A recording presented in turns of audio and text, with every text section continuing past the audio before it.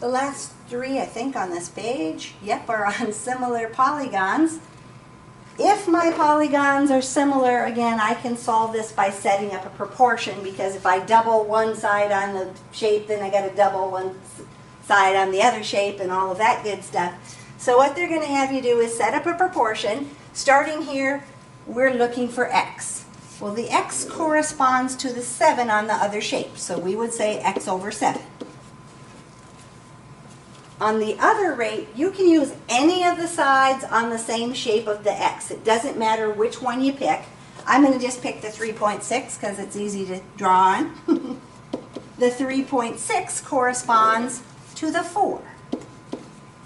And so if x corresponds to 7 and 3.6 corresponds to 4, again, we have our proportion and we can just cross multiply to solve. So 4x would equal 7 times 3.6, which would be 25.2. And we're going to divide by 4. 6.3.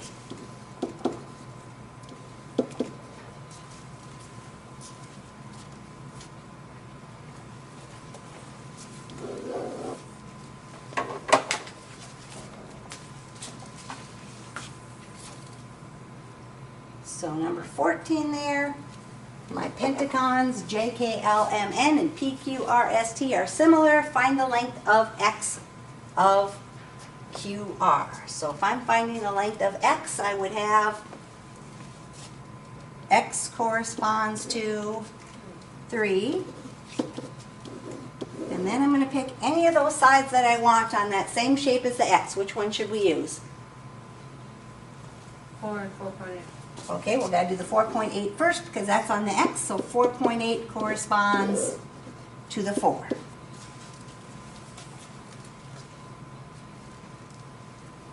And so I would say 4x equals 14.4.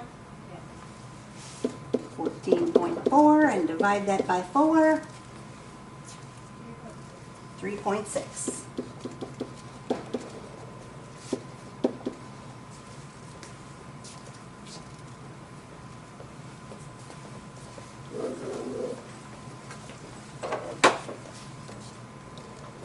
And the last one, again, we have similar polygons there that happen to be quadrilaterals. We want to find the length of x again. So we would start out and say x over 5 is equal to 3.6 over 4 would be a good choice. So cross multiplying, we would get 4x equals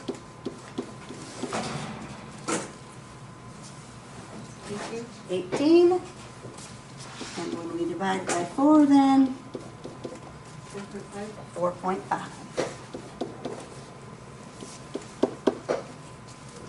And you can see that from here to here they each just get a little bit smaller.